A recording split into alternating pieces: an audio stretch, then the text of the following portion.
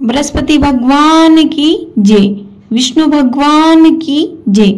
हमारे channel miss वैष्णव पर आपका हार्दिक स्वागत है। आज हम बृहस्पतिवार व्रत की कथा सुनेंगे। ये कथा शुरू करते हैं। प्रेम व श्रद्धा के साथ कथा सुनिएगा। प्राचीन समय की बात है। एक नगर में एक बड़ा व्यापारी रहता था। वह जहाजों में माल लदवाकर दूसरे देशों में भेजा करता था। जिस प्रकार वह धन कमाता था उसी प्रकार जी खोलकर दान भी किया करता था। परंतु उसकी पत्नी अत्यंत कंजूस थी। वह किसी को भी एक दमड़ी भी नहीं देने देती थी। एक बार सेठ जब दूसरे देश में व्यापार करने गया तो पीछे से बृहस्पति देव साधु वेश में उसके घर आए और भिक्षा मांगी। तब उसकी पत्नी ने भिक्षा देने से मना कर दिया। व्यापारी की पत्नी बृहस्पति देव से बोली, साधु महाराज, मैं इस दान पुण्य से तंग आ गई हूँ। आप ऐसा कोई उपाय बताएं जिससे कि मेरा सारा धन नष्ट हो जाए और मैं आराम से रह सकूं। मैं यह धन लुटता हुआ नहीं देख सकती। बृहस्पति देव ने कहा, हे देवी, तुम बड़ी विचित्र हो। संतान और धन से तो कोई भी दुखी नहीं रहता। अगर अधिक धन है तो शुभ कार्यों में लगाओ, कुंवारी कन्याओं का विवाह करवाओ, विद्यालय व बाग बगीचों का निर्माण करवाओ। ऐसे पुण्य कार्य करने से तुम्हारा लोक परलोक सार्थक हो सकता है। परंतु साधु की इन बातों से व्यापारी की पत्नी पर कोई भी असर ना पड़ा और ना ही उसे कोई खुशी हुई। उसने कहा, मुझे ऐसे धन की आवश्यकता नहीं है जिसे मैं दान दूं। तब बृहस्पति देव बोले, यदि तुम्हारी ऐसी इच्छा है तो तुम एक उपाय करना। 7 बृहस्पतिवार घर को गोबर से लीपना, अपने केसों को पीली मिट्टी से धोना, केसों को धोते समय स्नान करना, व्यापारी से हजामत बनाने को कहना, भोजन में मांस मदिरा खाना, कपड़े अपने घर पर ही धोना। ऐसा करने से तुम्हारा सारा धन नष्ट हो जाएगा। इतना कहकर बृहस्पति देव अंतर्ध्यान हो गए। व्यापारी की पत्नी ने बृहस्पति देव के कहे अनुसार 7 बृहस्पतिवार वैसा ही करने का निश्चय किया। केवल 3 बृहस्पतिवार ही बीते थे कि उसका सभी धन नष्ट होने लगा और वह परलोक सिधार गई। जब व्यापारी वापस आया तो उसने देखा कि उसका सारा धन नष्ट हो चुका है। उस व्यापारी ने अपनी पुत्री को सांत्वना दी और दूसरे नगर में जाकर बस गया। वहां वह जंगल से लकड़ी काट कर लाता और उसे शहर में बेचता। इस प्रकार वह अपना जीवन व्यतीत करने लगा। एक दिन उसकी पुत्री ने दही खाने की इच्छा प्रकट की, लेकिन व्यापारी के पास इतने पैसे नहीं थे कि वह दही खरीद सके और अपनी पुत्री को दे सके। वह अपनी पुत्री को आश्वासन देकर जंगल में लकड़ी काटने चला गया।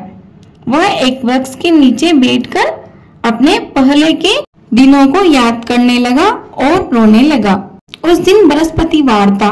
तभी वहां बृहस्पति देव साधु के रूप में सेठ के पास आए और बोले, हे मनुष्य, तू इस जंगल में किस चिंता में बैठा है? तब व्यापारी बोला, हे महाराज, आप सब कुछ जानते हो। इतना कहकर व्यापारी अपनी कहानी सुनाकर रोने लगा। तब बृहस्पति देव बोले, देखो बेटा, तुम्हारी पत्नी ने बृहस्पति देव का अपमान किया था, इसी कारण तुम्हारा यह हाल हुआ है। लेकिन अब तुम किसी बात की चिंता मत करो। तुम गुरुवार के दिन बृहस्पति देव का पाठ करो। 2 पैसे के चने व गुड़ लाकर जल के लोटे में शक्कर डालकर वह अमृत और प्रसाद अपने परिवार के सदस्यों व कथा सुनने वालों में बांट दो। स्वयं भी प्रसाद व चरणामृत ग्रहण करो।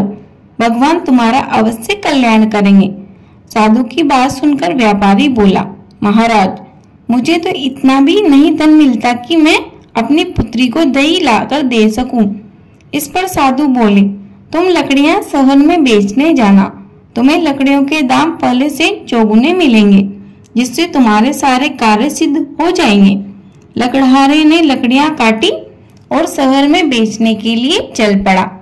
उसकी लकड़ियां अच्छे दामों में बिक गई, जिससे उसने अपनी पुत्री के लिए दही लिया और गुरुवार की कथा हेतु चना गुड़ लेकर कथा की और प्रसाद बांटकर स्वयं भी ग्रहण किया।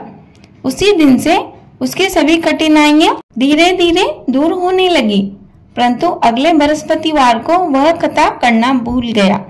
अगले दिन वहां के राजा ने एक बड़े यज्ञ का आयोजन कर पूरे नगर के लोगों के लिए भोजन का आयोजन किया था। राजा की आज्ञा अनुसार पूरा नगर राजा के महल में भोजन करने गया था, लेकिन व्यापारी व उसकी पुत्री तनिक देर से पहुंचे। इसीलिए वह राजा व्यापारी व उसकी पुत्री को अपने महल में ले गया और वहां भोजन कराने लगा। जब वे दोनों भोजन करके लौट आए तो रानी ने देखा कि उसका हार उस कुटी पर नहीं टंगा है जहाँ पर पहले टंगा हुआ था। रानी को व्यापारी व उसकी पुत्री पर संदेह हुआ कि उसका हार उन दोनों ने ही चुराया है। राजा की आज्ञा से उन दोनों को वापस बुलवाया गया और उन्हें कारावास की कोठरी में कैद कर दिया। कैद में पड़कर दोनों अत्यंत दुखी हुए। वहां उन्होंने बृहस्पति देवता का स्मरण किया। बृहस्पति देव ने प्रकट होकर व्यापारी को उसकी भूल का आभास कराया और उन्हें सलाह दी कि गुरुवार के दिन कैद खाने के दरवाजे पर तुम्हें 2 पैसे मिलेंगे। उनसे तुम चने व मुनक्का मंगवाकर विधि पूर्वक बृहस्पति देवता का पूजन करना, तुम्हारे सब दुख दूर हो जाएंगे। बृहस्पतिवार को कैद खाने के द्वार पर व्यापारी को 2 पैसे मिले। बाहर सड़क पर एक स्त्री जा रही थी। व्यापारी ने उसे बुलाकर गुड़ व चना लाने को कहा। इस पर वह स्त्री बोली, मैं अपनी बहू के लिए गहने लेने जा रही हूँ, मेरे पास समय नहीं है। इतना कहकर वह चली गई। थोड़ी देर बाद वहाँ एक और स्त्री निकली। व्यापारी ने उसे बुलाकर कहा, ए बहन, मुझे बृहस्पतिवार की कथा करनी है, तुम मुझे 2 पैसे का गुड़ व चना लाकर दे दो। बृहस्पति देव का नाम सुनकर वह स्त्री बोली, भाई, मैं तुम्हें अभी गुड़ चना लाकर देती हूँ। मेरा इकलौता पुत्र मर गया है, मैं उसके लिए कफन लेने जा रही थी, लेकिन मैं पहले तुम्हारा काम करूंगी, उसके बाद अपने पुत्र के लिए कफन लाऊंगी। वह स्त्री बाजार में व्यापारी के लिए गुड़ व चना लेने गई और उसे लाकर दे दी। उस स्त्री ने भी बृहस्पति देव की कथा सुनी। कथा के समाप्त होने पर वह स्त्री कफन लेकर अपने घर आई।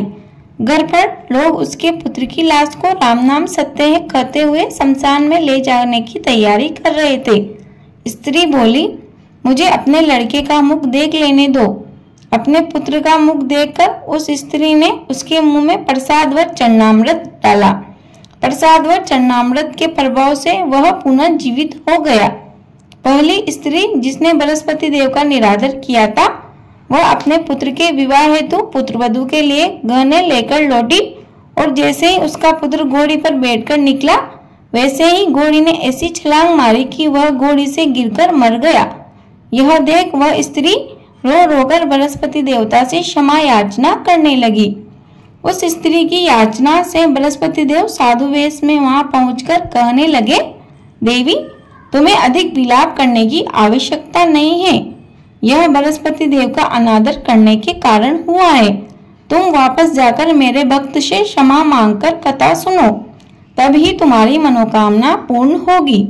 जेल में जाकर उस स्त्री ने व्यापारी से माफी मांगी और कथा सुनी। कथा के उपरांत वह प्रसाद व चरणामृत लेकर अपने घर वापस गई। घर आकर उसने चरणामृत अपने मृत पुत्र के मुख में डाला। चरणामृत के प्रभाव से उसका पुत्र भी जीवित हो उठा।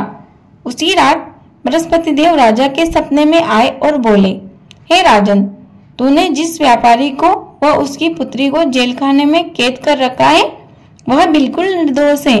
तुम्हारी रानी का हार उसी खूंटी पर टंगा है, तुम जाकर देख लेना। दिन निकला तो राजा रानी ने हार खूंटी पर लटका हुआ देखा। राजा ने उस व्यापारी व उसकी पुत्री को रिहा कर दिया और उनसे क्षमा मांगी, साथ ही उन्हें आधा राज्य देकर पुत्री का विवाह उच्च कुल में करवाकर दहेज में हीरे जवाहरात दिए।